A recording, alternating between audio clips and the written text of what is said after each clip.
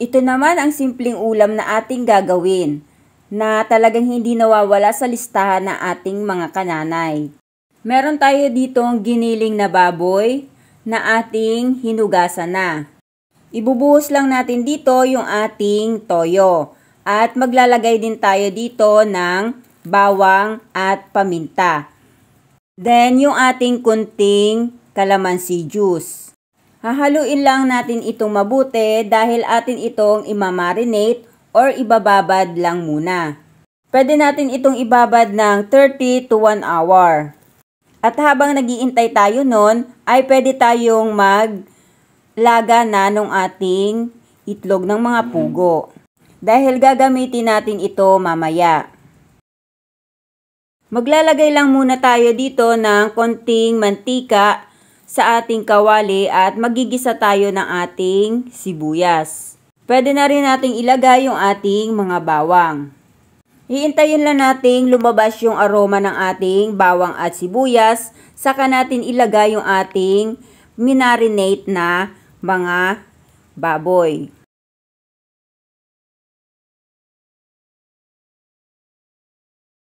Tatakpan lang muna natin ito at lulutuin ng 1 minuto.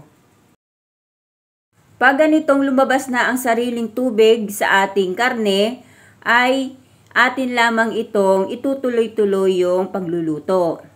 Hanggang lumambot yung ating karne at umunti na ang sabaw nito.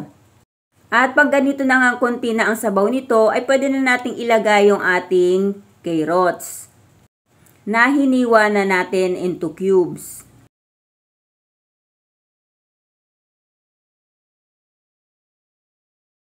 Takpan uli natin ito at lutuin lang ng 1 minuto.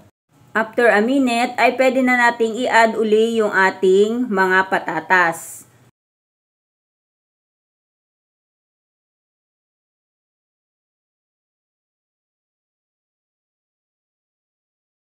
Mag-a-add na rin tayo dito ng ating tomato sauce.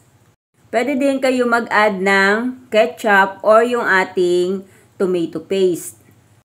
Para sumarap ay pwede kayo maglagay dito ng 1 pork cube.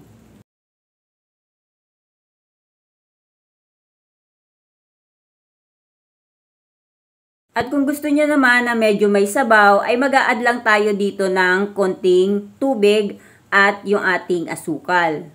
Kayo na po ang bahalang mag-adjust sa lasa nito. Mag-add lang kayo ng asin kung kulang sa inyo. Takpan uli natin para maluto yung mga gulay na ating nilagay. Maglalagay din tayo dito ng ating green peas.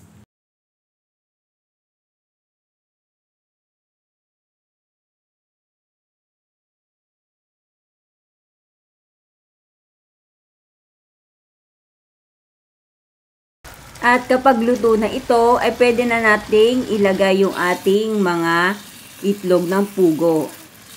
Mas masarap kasi pag may itlog. Kung kaya pa naman ang ating budget, ay maglagay na rin kayo. Pamilya naman natin ang kakain nito, kaya wag na nating tipirin. O diba, napakasimple lang lutuin itong ating giniling na baboy. Konting mekos-mekos lang ay luto na ito.